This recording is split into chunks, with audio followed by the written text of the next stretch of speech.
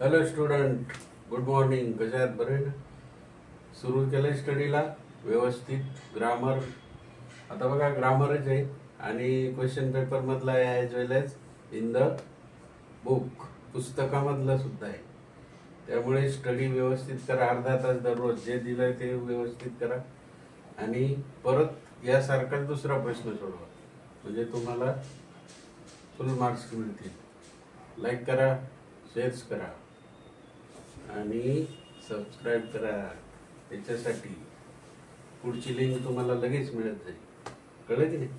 म्हणजे प्रश्नपत्रिकेतलेच प्रश्नाची उत्तरं व्यवस्थित सॉल्व केली जातील, सांगितली जातील. म्हणून सबस्क्राईब आणि लाईक शेअर पण करा पाहिजे ते. बरोबर? ओके. आता या ठिकाणी इंग्लिशचा बघा question. Fill in the blanks. 2 mark. कुठेही बघा 2 mark. Fill in the blanks. YO टिंब टिंब NG आहे की नाही? मग इथं काय होईल? YONG YOUNG यंग आहे की नाही? यू लागेल. WOR टिंब टिंब D वर्ड होईल. काय येईल? वर्ड म्हणजे जग. हे खाली लिहायचं मित्र, तुम्ही कळलेली जागा पूर्ण शब्द लिहायचा असा. YOUNG वर्ड WORLD असा. नंतर R टिंब टिंब L तर काय येईल? रॉयल. ROYAL ROYAL. नंतर HRAC तर त्याचं काय येईल? HRAC चं HORAC हॉर्स आहे की नाही? HORAC झाले 2 मार्क तुमचे. झाले की नाही? पंक्च्युएट 2 मार्काला येते. Punctuate 2 mark. काही त्याच्यात नसतं. कॉमा, पूर्णविराम, क्वेश्चन मार्क आणि कॅपिटल लेटर. आता सी सेड म्हणजे इथं कॅपिटल येईल पहिला. S कॅपिटल काढायचा. सेड मग इथं कॉमा आहे की नाही? कॉमा. इथं आय दुसऱ्या लिपीतला तर इथं आय कॅपिटल लिहायचा. बरोबर? पूर्ण वाक्य लिहायचं तुम्ही. आता मी तिथंच देतोय उत्तर लिहून. तुम्ही पूर्ण लिहायचं. S capital comma I capital इथं इन्व्हर्टेड कॉमा आहे की नाही? I am doing my beat. झाला पूर्णविराम. झाले तुमचे 2 मार्क आहे की नाही? 2 सेंटेन्स देतात. समजा 1 दिलं तर 2च मार्क.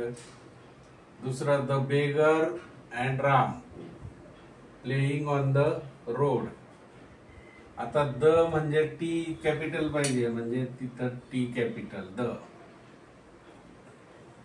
पूर्ण वाक्य लिहायचं, असं नाही ठेवायचं. The beggar and Ram. रामचं काय करायचं? Capital R Ram. Rama. The beggar and Rama playing on the road. इथं पूर्ण विराम. झालं तुमचं काम आहे की नाही? The beggar and Rama playing on the road. झालं. द कॅपिटल R कॅपिटल पूर्ण विराम. झाले 2 मार्क तुमचे झाले. मिळणार तुम्हाला. म्हणजे 4 मार्क तुमच्या हातचे झाले. Right similar words. Right similar word. Similar म्हणजे सारखे.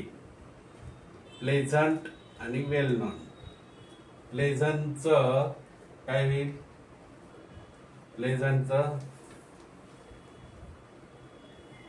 Pleasant. Cheerful. Cheerful. CHEER FUL. CHEER FUL. Pleasant cheerful. Similar वाक्य बघा. नंतर वेल नोन. कोणतं आहे? वेल नोन. वेल नोनचं काय होईल? प्रसिद्ध की नाही? तर पॉप्युलर.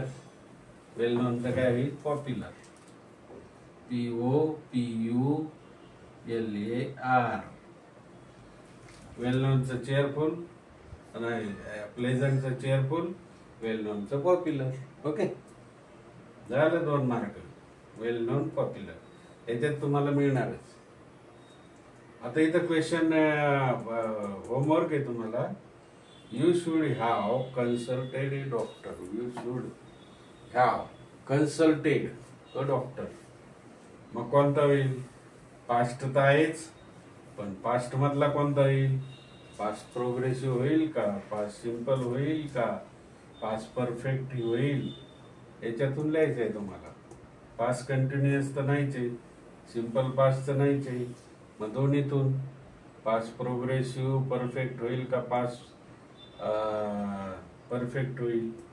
याच्यातून दोन मधून निवडा. होमवर्क आहे. ओके, असाच एक प्रकारचे टेन्स हे चालू ठेवा.